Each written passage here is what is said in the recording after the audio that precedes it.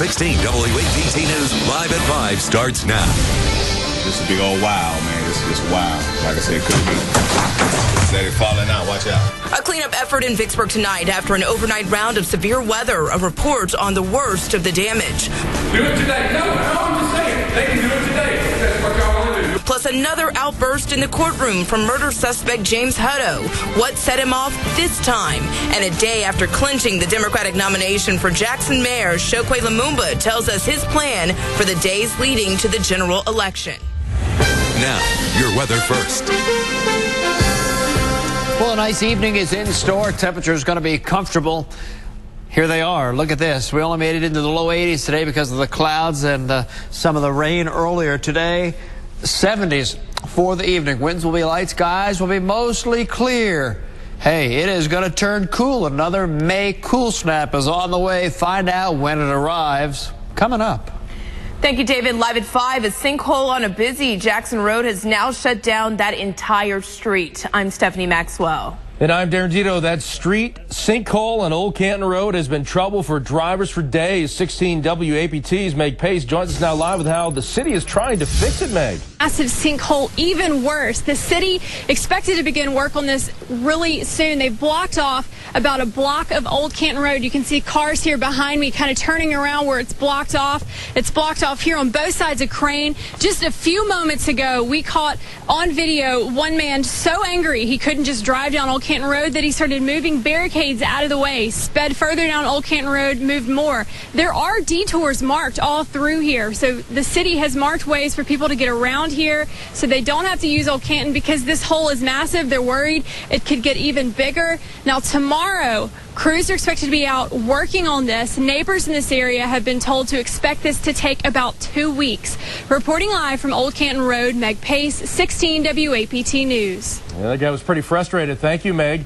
Well, overnight thunderstorms caused lots of problems in this area, specifically Warren County. You can see that damage right there. Right now, more than 6,000 people are still without power throughout the state.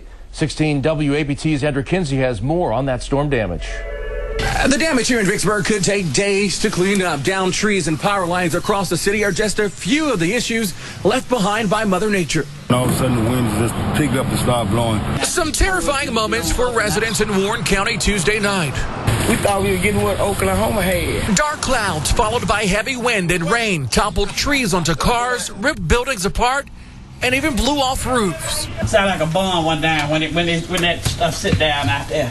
The gusting winds ripped this tin roof off of a business several hundred feet away from Betty Tolliver's home and dropped it right in her front yard. And when I heard that screeching sound and said, what in the world is that?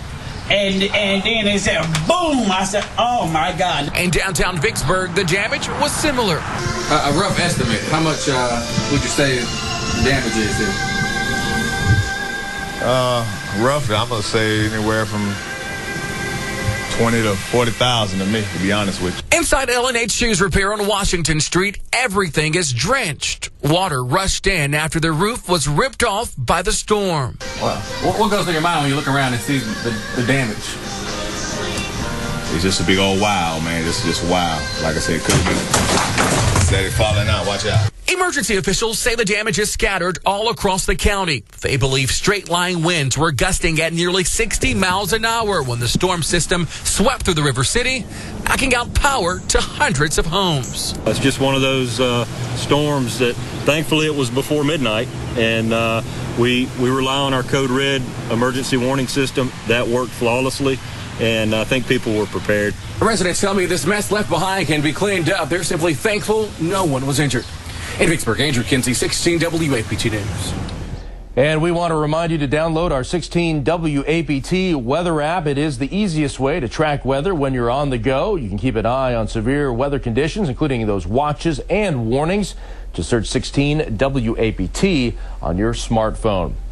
Now to our Commitment 2013 coverage, and Chokwe Lumumba is headed to the general election for Jackson Mayor. Stephanie. Yeah, Darren, the attorney beat businessman Jonathan Lee in the Democratic runoff 54 to 46%. 16 WAPT's Scott Simmons is live at 5 at City Hall. And Scott, what's next for the councilman?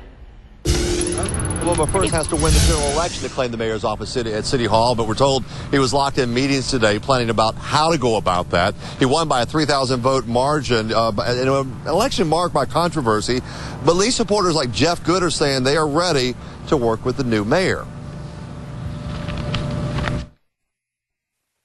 This is my home, so I'm on board for what's next. Have a chance here to hopefully, as a civic leader here, to make a great relationship with the presumed mayor-elect that I don't know, and I look forward to getting to know him. And I hope that he would, in turn, want to get to know me. Race is always a factor in Mississippi politics. I'd be less than candid if I said otherwise. Thank him. Lumumba says he wants to create a seat for everyone at the table of city government, but Democratic Party exec Ricky Cole says there is some division in the Democratic Party after this election, some work to do.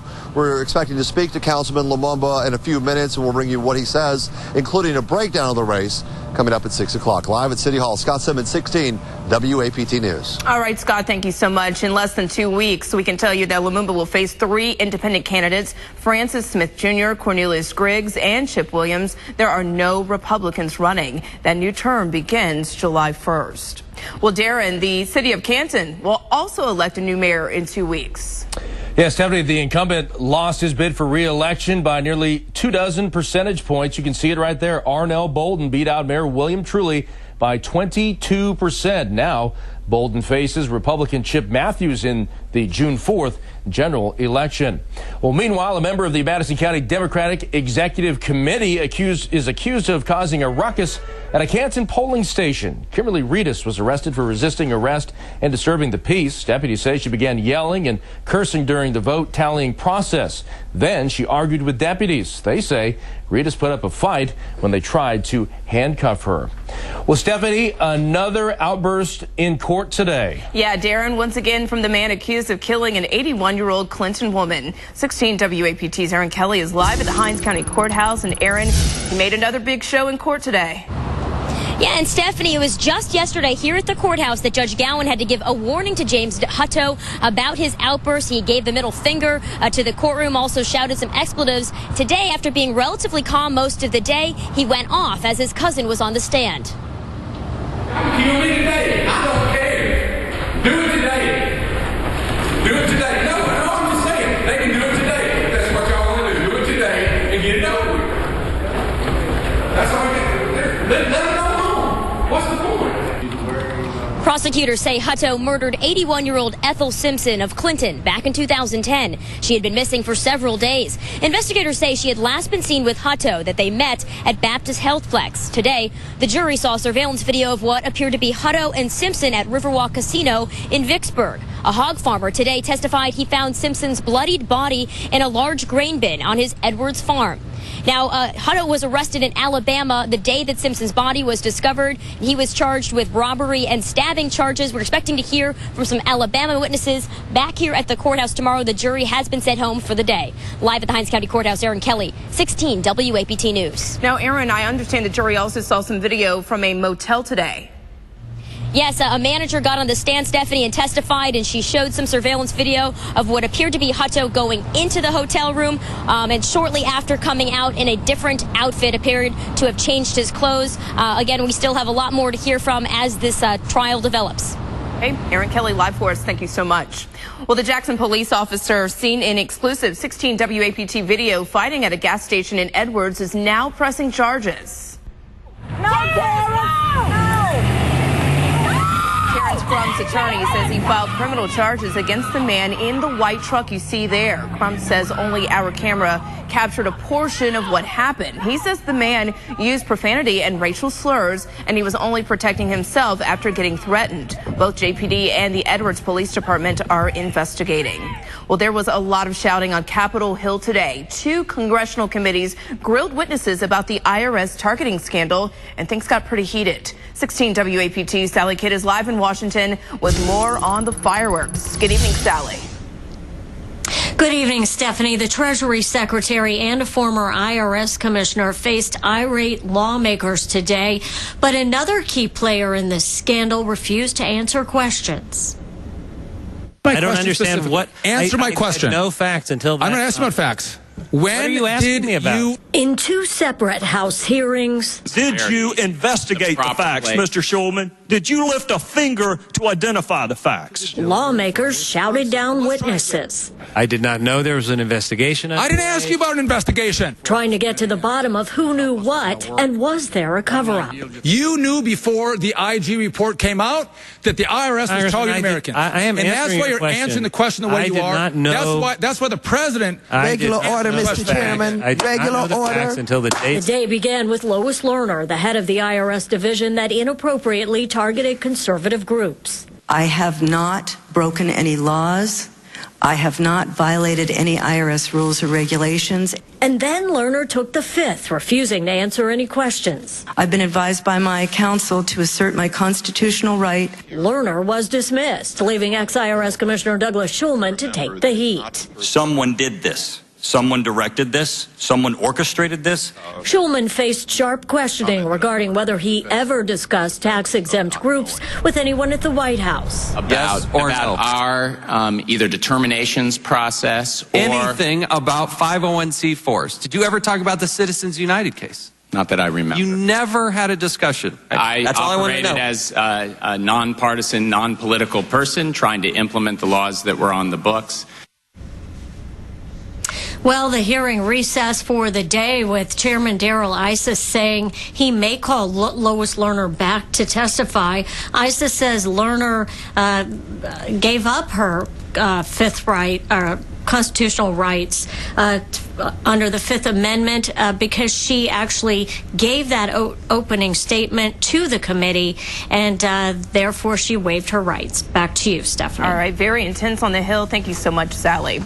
Well, the mayor of Moore, Oklahoma, says all the missing are now accounted for. $2 billion is the first damage estimate from this week's tornado. As folks return to their homes, many are returning to piles of rubble and not much else. About 2,400 homes were damaged or destroyed by Monday's twister. The next step is filing insurance claims. State leaders are promising to help the process go as smoothly as possible. We've got David back here now. We are looking ahead to the Memorial Day long weekend forecast. Well, I'll tell you what, we talked about this starting on Monday. It looks spectacular. 82, low humidity, comfortable temperatures on Saturday, right on into Sunday. Not much change. I'll have the full forecast right into the holiday weekend coming up.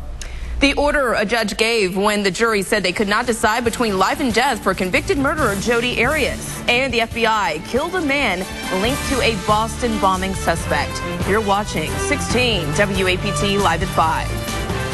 Metro Jackson's #1 news. This is 16 WAPT News, the one to watch.